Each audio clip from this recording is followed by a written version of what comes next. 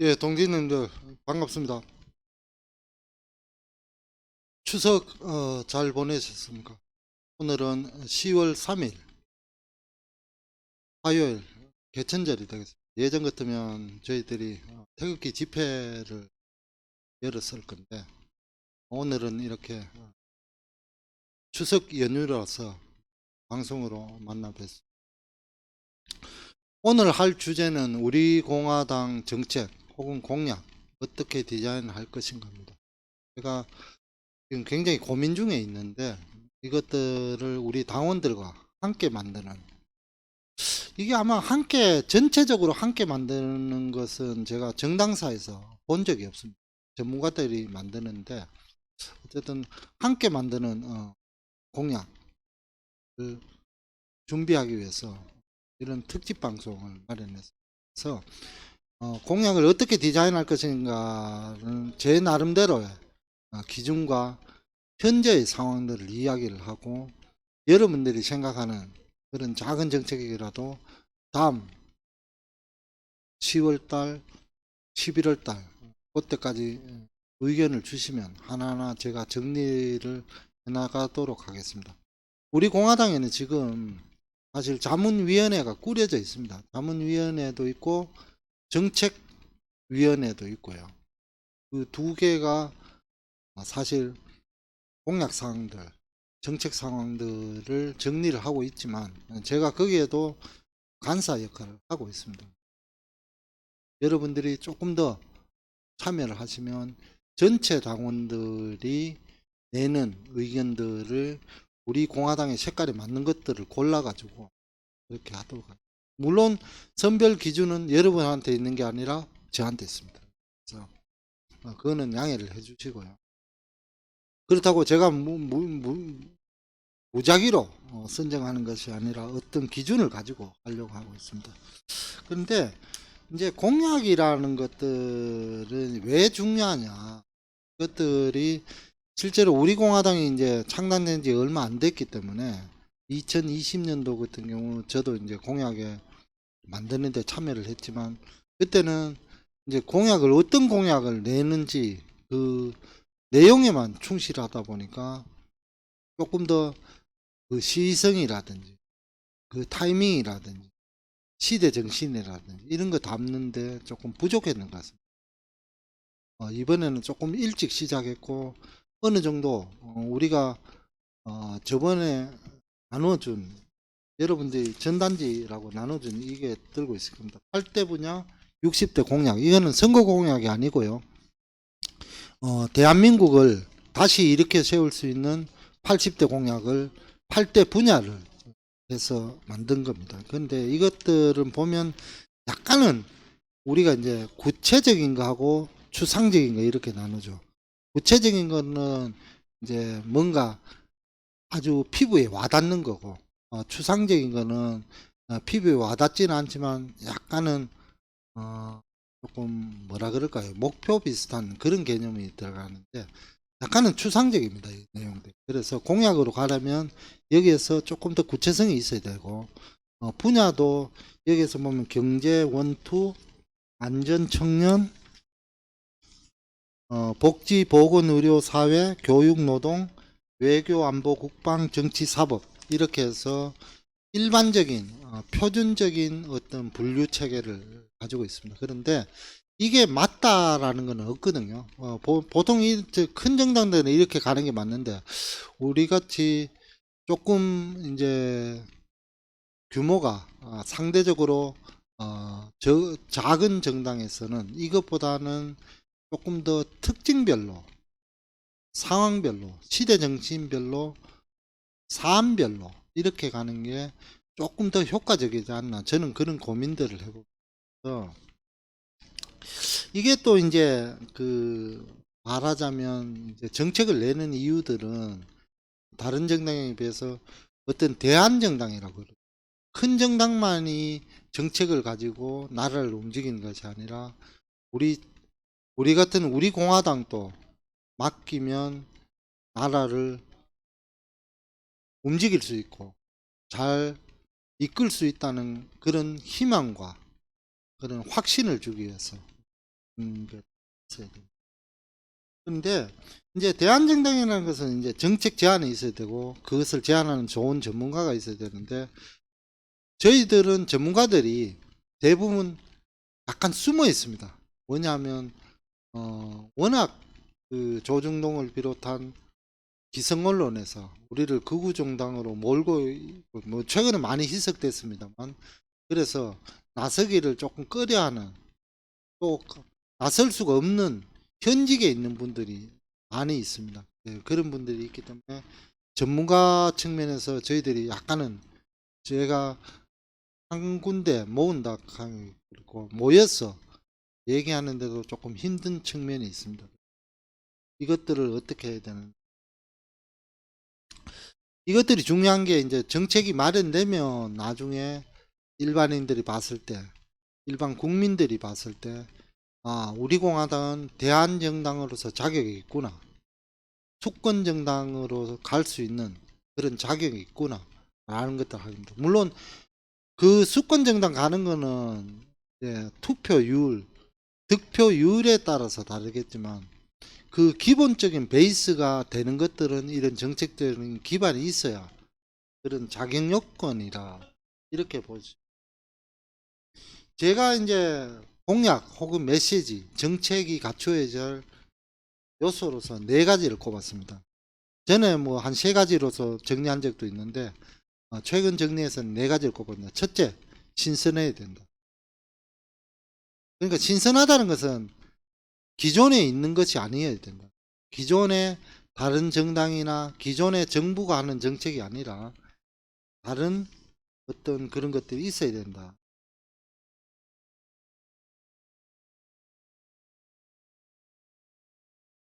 그 다음이 구체적이어야 된다.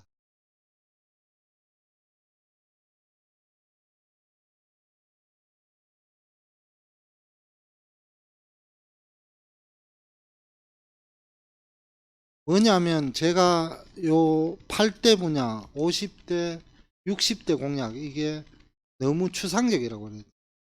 추상적이면 사람들 피부에 와닿지 않습니다. 자신한테 무슨 이득을 주고 우리나라에 무슨 이득을 주고 우리 지역에 무슨 이득을 주는지 그런 것들이 와닿지 않기 때문에 그런 것들을 피하기 위해서는 구체적이어야 되고 그 다음에 시성 그 시대 그 시기에 가장 중요한 문제를 건드려 줘야 된다. 그걸 시성이라고 해요. 마지막으로 이것을 엮는데 논리적으로 엮어야 됩니다. 이 네 가지 요소를 제가 제 나름대로 정리를 했습니다. 다시 한번 반복하면 신선함, 구체성, 시의성, 논리성 이렇게. 그런데 대한정당 만들기가 사실은 2020년보다 지금이 조금 더 어렵습니다. 왜 그러냐면 우리가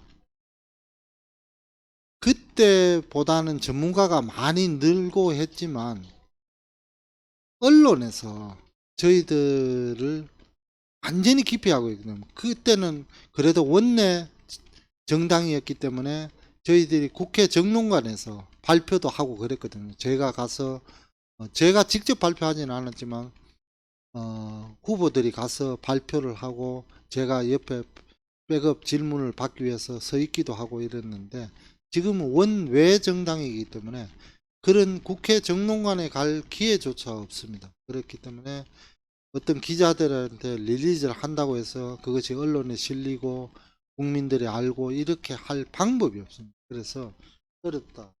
네. 그렇지만 우리가 정책을 홍보하는 방법을 우리 공화당 당 지도부를 비롯한 공화당에서 그것을 이제 선대위가 꾸려지면 선대위겠죠. 그 예비 선대위 같으면 예비 선대위고요. 거기에서 예비 후보 단계 때문에 예비 후보 그때는 선대위라고 안 그러고 예비 후보 단계인데 거기에서 어쨌든 해결책을 찾아야 됩니다. 그런 대안들을 마련하고 아까 이제 첫 번째는 이런 기준이었고요. 두 번째는 분류 문제를 제가 이야기를 했는데, 그래서 요번에 제가 한 분류를 잠깐 말씀드리겠습니다. 드리면,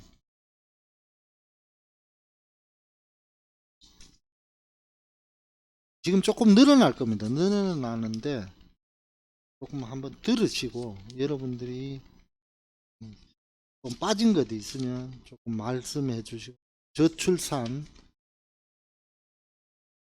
청년, 노동, 연금, 인공지능, 지방분권, 위기가구 소상공인, 경제살리기,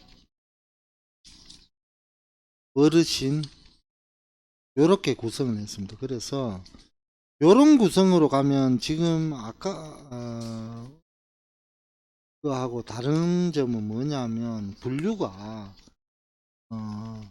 약간은 섞여 있죠. 그죠?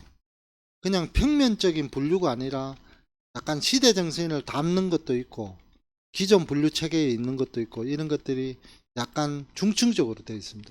층계가 이루어져 있다는 거죠. 그래서 약간 입체적으로 보이는 점이 있고요.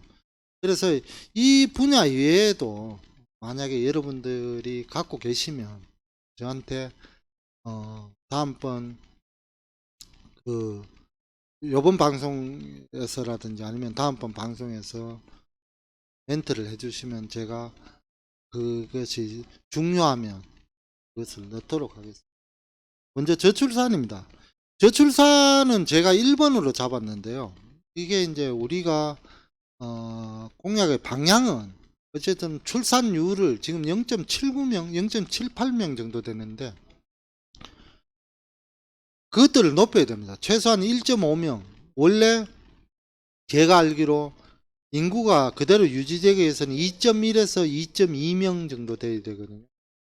그래서 이 출산율을 어떻게 높일 것인가 라는 문제에 접근을 합니다. 그런데 제가 만들다 보니까 지금까지의 정책이 무엇이 잘못됐느냐 하면 굉장히 양육, 키우는 환경 쪽에서 투자를 간접 투자를 하고 그게 잘못됐다기보다는 그쪽에 집중을 했습니다. 그러니까 키우는 데는 상당히 좋은 환경을 한국도 갖춰지기 시작했다. 그렇지만 애를 낳느냐 안 낳느냐 결정하는 데 있어서는 그 양육 환경이 크게 가장 중요한 요소로 작용하지 않는다는 점.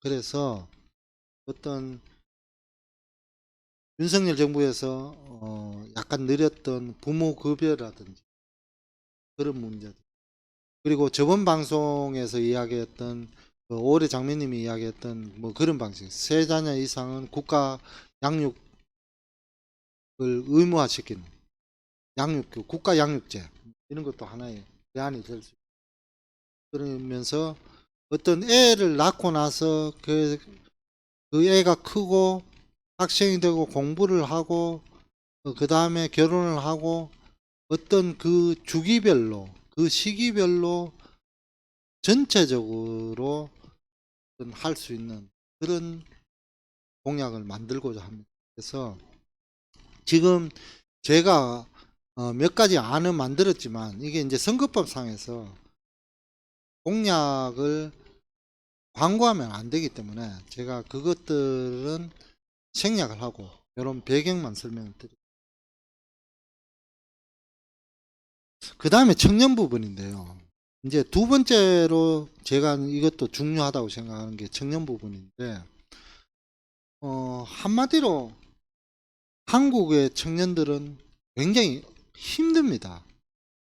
물론 어르신들도 힘들고 중년들도 힘든데 청년들이 가장 힘든 층에 속합니다. 이 청년들을 위해서 어떤 공약을 할 것이냐. 안 그래도 이제 대표님하고 그때 자문회의 하면서 대표님이 그런 말씀을 하시더라고요.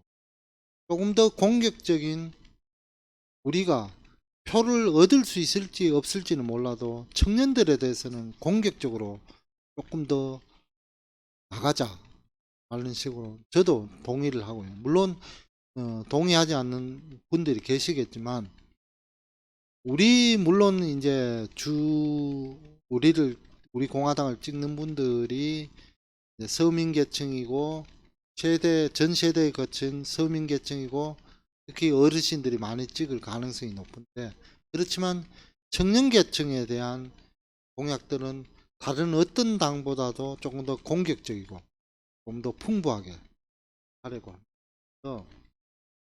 이것도 윤석열 정부에서 히트를 하나 친 게 있죠. 청년 도약 통장이라고. 5년 동안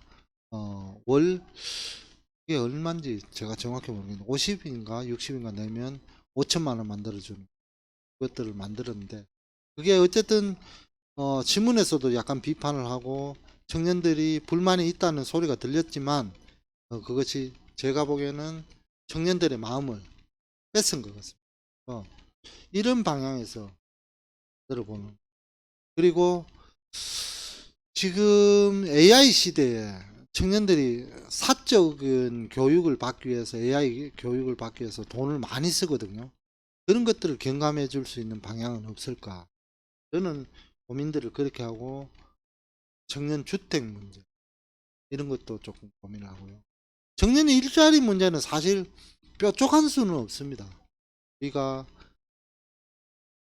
그것들은 좋은 기업들, 산업이 고도화되고 소위 말하는 좋은 기업들, IT 기업이라든지 바이오 기업이라든지 이런 기업들이 많이 생길수록 청년의 일자리가 생기는 건데, 또 이 청년의 일자리 문제는 또 상충되는 게 있어요. 최근에 이야기되는 정년 연장 부분하고 상충되기 때문에 이 부분들을 어떻게 가져갈 것이냐, 이런 것들도 여러분들께서 이제 생각하실 때 고민해야 될 부분. 세 번째는 노동인데요. 노동은 사실은 중요는 하지만 우리가 민노총 해체를 내세우고 있지만 그게 그렇게 구호적으로는 의미가 있지만 실질적으로 민노총이 뭐 우리가 해체시키라고 구호를 100만 번을 외친들 해체가 되겠습니까? 그래서 그것들 어떻게 제도권 안으로 들여서 감시하고 견제하고 그들이 생활투쟁이 아니라 임금투쟁이 아니라 정치투쟁으로 가는 것을 조금 방지하는 그런 것들을 고민을 해야 될 것. 또 그 중에서 중요한 게 노동 분야에서 중요한 게 최저임금 결정 방식인데요. 지금은 힘의 논리잖아요.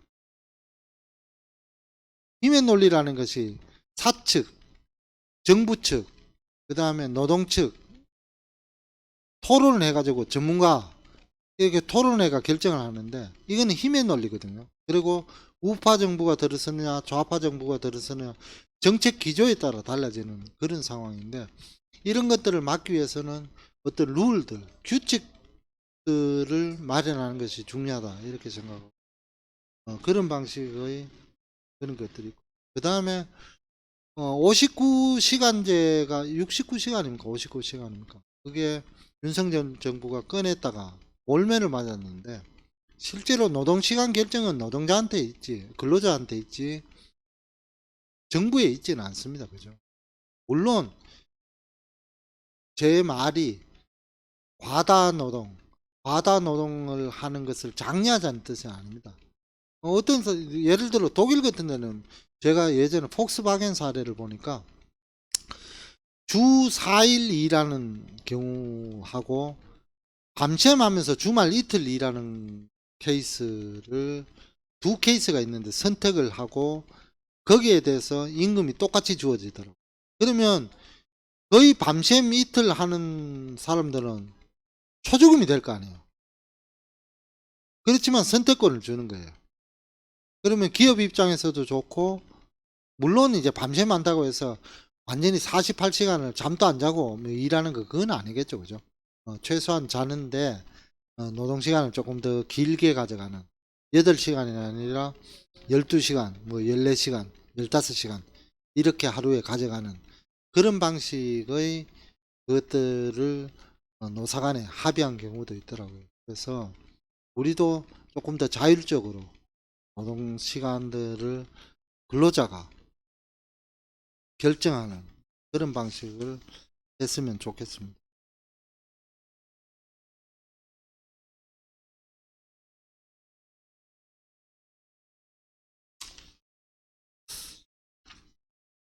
그 다음에 연금 부분인데요. 연금 부분이 제가 설명을 조금 드릴게요. 우리 공화당은 이건 공약은 아니고 구호적인 의미인데 더 내고 더 받자로 작년부터 줄곧 이야기를 했습니다. 그러니까 언론들에서 뭐 우리 공화당 걸 보고 이야기한 건 아니죠. 그건 불가능하다. 불가능하다. 더 내고 더 받는 건 불가능하다. 재정 고갈이 일찍 온다. 이렇게 이야기. 최근에 기조가 바뀌었어요. 기조가 정부 기조가 더 내고 더 받는 쪽으로. 그러니까 국민의 수용성. 그러니까 정책을 받아들일 수용성을 중요시 여기면서 그쪽으로 지금 가지고 있습니다. 그래서 저는 생각에 국민연금과 기초연금을 같이 이제는 봐야 될 시기다. 기초연금을 올리다 보니까 이제 40만원까지 왔잖아요. 곧 40만원 이제 법제화 될 건데. 그러면 그게 베이스적인 뭐라 그럴까? 기초적인 연금의 역할을 하잖아요. 똑같이 국가에서 나가잖아요.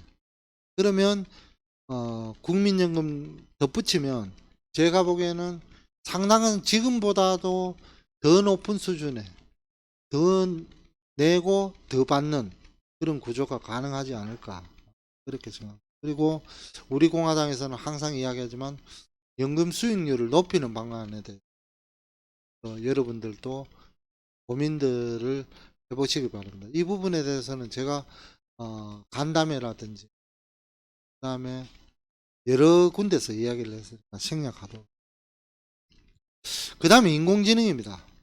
그 우리 공화당이 사실은 인공지능에 부분에 있어서는 다른 어떤 정당보다도 2020년에 공약을 많이 냈고 누구도 주목을 하지 않았지만 많이 냈고 앞서가는 정당입니다. 그래서 이 부분에 대해서도 여러분들이 조금 더 내주시면 고맙겠습니다.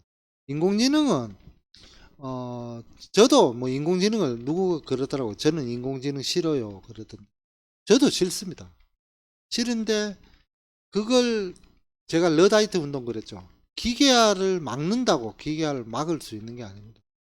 자동화를 막는다고 자동화를 막을 수 있는. 인공지능을 활용해서 경제 성장률을 높이고 우리가 이 일의 생산성을 높이고 거기에서 어떤 부가가치가 생기면 그 부가가치를 어떻게 사회 구성원들이 함께 같이 나눌 수 있는가 그 문제를 방법을 찾는 게 빠른 방법이지 인공지능을 막는다고 좋은 건 아니고. 예를 들어 지금 같으면 이제 AI 관련 학과들이 한국에는 적잖아요. 그죠? 청년들 아까 청년 파트에서 이야기했지만 디지털 파트, AI 파트 교육을 강화시키는 그런 쪽으로 여러분들이 조금 생각해 줍니다. 지방분권은 제가 2020년대 슬로건이 뭔지 아십니까? 지방에도 사람이 산답니다. 그러니까 대표님이 야 그건 너무하다. 지방에 당연히 사람이 살지 이런데 제가 이제 그런 최근에는 어디에 살아도 행복한 나라 이런 식으로 조금 바뀌고 있습니다. 지방 분권에 이제 물론 수도권에 사는 사람들은 잘 모를 수가 있어요. 이게 지방이 얼마나 열악한지 잘 모를 수가 있는. 지방에 사는 사람들은 문화, 특히 문화, 주거, 교통 이런 데서 많이 불편을 느끼는. 그 다음에 직업 선택에 있어서 특히 청년들은 서비스업, 어, 외식업 이런 데 빼고요. 숙박업 이런 데 빼고 고차 서비스업 그러죠. 디자인, 컨설팅, 건축 설계 이런 데 들어가려고 하면 경기도라든지 수도권에 올 수밖에 없는 그런 상황에서 그런 부분에 있어서도 우리가 지방 분권은 이루어지고 이게 지방 부문이 또 하나 가장 크게 연결되는 게 여러분 그때 제가 라이브에서 문제도 내고 했는데 저출산 문제입니다. 서울보다는 수도권보다는 지방의 출산율이 높습니다. 그래서 똑같은 직업을 청년 직장을 만들어도 지방에 만들면 출산율이 높다. 그래서 이런 연계되는 것들을 좀 생각할 수가 있고. 그 다음 재정세제 부분입니다. 재정세제 부분은 여러분들이 많이 들었을 겁니다. 재정준칙이 아직도 제정이 안 되고 있습니다. 그것을 비롯한 문제, 법인세 문제, 근로소득세 문제, 상속세, 증여세 문제. 특히 상속세, 증여세 문제에 있어서는 우리가 100년 기업, 300년 기업 그러는데 기업들의 상속 부분들 어떻게 내려가는 것들이 굉장히 중요합니다. 그 다음 위기 가구 소상공인 문제인데 송파 세모녀 사건이라고 여러분들 아실 겁니다. 아사 사건이 이제 굶어서 죽는. 그래서 이런 일이 없어야 되는데 자꾸만 생기고 있습니다. 그래서 이런 부분들을 막는 방법을 우리가 생각해내야 된다. 이렇게 생각. 이 시스템은 잘 돼 있어요. 지금 또 이게 위기 대응 체계 자체는 갖춰져 있는데 그 인력 문제라든지 아니면 위기 대응 가구를 발굴하고도 이들이 어떻게 취업까지 연결돼야 삶을 살아갈 거 아닙니까? 그까지 안 되고 돈 몇 푼 쥐어주고 그러면 뭐 한두 달 살다가 또 위기가 오대요. 계속 주지는 않거든요. 그래서 이런 부분들에 대해서 우리가 어떤 대응 체계를 갖춰야 된다. 경제 살리기는 뭐 제 전공이긴 하지만 이거는 단순히 뭐 하나의 정책으로 되는 것들이 아니고요.